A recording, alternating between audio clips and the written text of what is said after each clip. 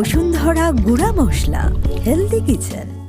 আমন্ত্রণ জানাচ্ছি বসুন্ধরা গুঁড়া মশলা হেলদি কিচেন থেকে। আমি কাকলি, আর আমার সাথে আছেন একজন নিউট্রিশনিস্ট। তিনি আপনাদের তৈরি করে দেখাবে হেলদি, টেস্টি এবং ইনোভেটিভ রেসিপি। আজকে আমাদের সাথে আছেন নিউট্রিশনিস্ট ফারিয়া ইসলাম। হ্যালো।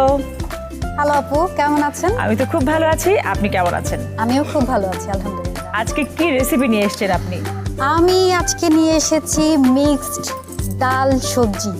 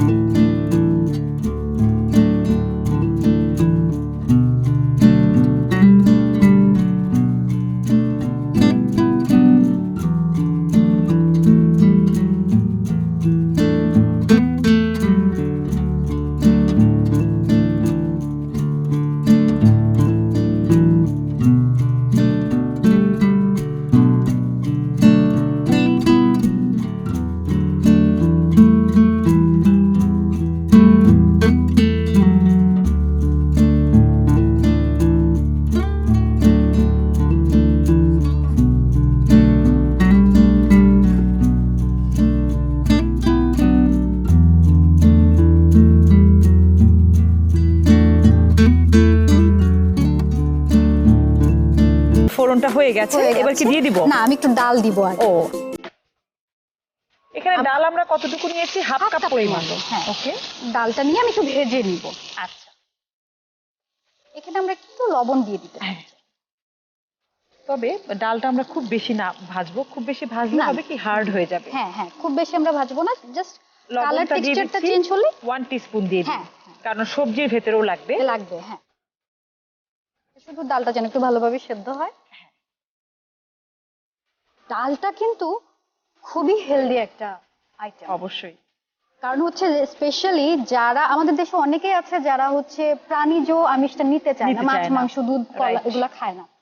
তো সেই ক্ষেত্রে ডালটা কিন্তু একটা আদর্শ আমিষের সোর্স হতে পারে। এবং পাশাপাশি ডালের মধ্যে যে আঁশ আছে, এই আঁশটা কিন্তু আমাদের দেখা যায় যে প্রাণীজ আমিষ যদি আমরা নিই সেখানে কোলেস্টেরল বাড়ার একটা ভয় থেকে যায়। হ্যাঁ, তো ডাল থেকে কিন্তু এই ভয়টা একেবারে নিতে পারি। এই পর্যায়ে কি করতে হবে? এই পর্যায়ে আমরা আমাদের সবজিটা দিয়ে দিব। আমাদের ডালটা কিছুটা হয়ে এসেছে। আমি 2 কাপ পরিমাণ মতো একটু পানি দিচ্ছি, কারণ আমার সবজিটাকে সেদ্ধ করতে হবে। আচ্ছা, আমরা দিয়ে দিচ্ছি এখানে হলুদ গুঁড়ো হাফ টিস্পুন। বসুন্ধরা গুঁড়া মশলার কালার কিন্তু অসাধারণ একটা কালার, মানে যেমনটা চাই ঠিক তেমনটাই। আর স্বাদের ব্যাপারে তো কোনো কম্প্রোমাইজ আমি দেখতে পাচ্ছি যে অল্প একটু ইউজ করার পরেও কিন্তু একটা চমৎকার কালার চলে এসেছে আমাদের। আপু, আমি একটু মরিচও দিয়ে দিব সাথে, এবং একটু জিরার গুঁড়া অল্প জিরা গুঁড়ো দিচ্ছি আমরা। এটাও কতটুকু? হাফ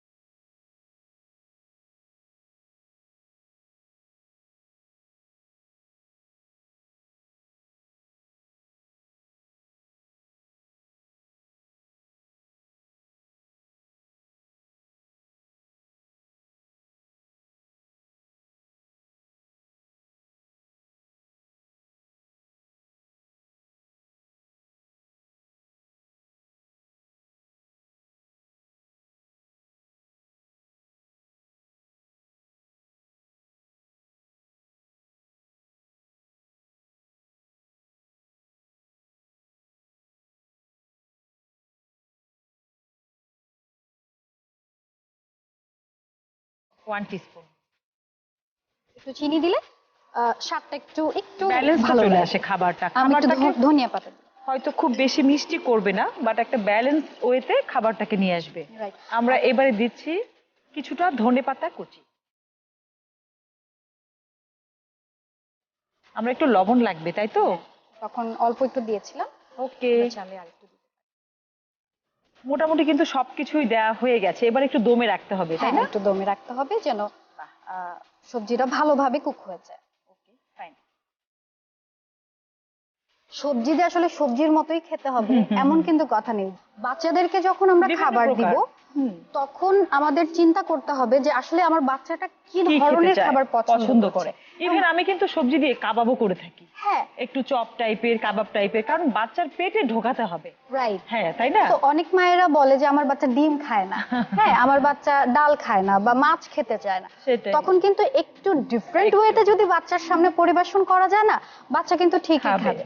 যেমন ডিম যদি সে ডিরেক্ট ডিম না খায়, সেটাকে একটু হালুয়া বা একটু পুডিং বানিয়ে যদি দেওয়া সেটাই। যায় তাহলে কিন্তু সে পছন্দ করবে। ঠিক তেমনই সবজিটাও যদি মানে আমরা যেভাবে খাই ট্রেডিশনালি ওভাবে না দিয়ে, এই যে যেমন আমি একটু চিনি ইউজ করেছি, অনেকে চাইলে চিনিটা ইউজ নাও করতে পারে। টেস্টের উপর ডিপেন্ড করে। হ্যাঁ, এই চিনিটা দেওয়ার কারণে একটু হালকা মিষ্টি মিষ্টি মিষ্টি একটা ভাব। ফ্লেভার আসবে, একটা টেস্ট আসবে। এই ফ্লেভারটা কিন্তু বাচ্চারা খুব পছন্দ করে। আমার মনে হয় হয়ে গেছে। হয়ে গেছে। আমাদের 5 থেকে 7 মিনিট দমে বসানো হয়ে গেছে। হ্যাঁ, আমার হ্যাঁ, মনে ডালটা হচ্ছে। একদমই সুন্দর সেদ্ধ হয়ে গেছে হ্যাঁ, এবং তেলটাও সবজিটাও সেদ্ধ হয়ে গেছে। তেলটাও দেখেন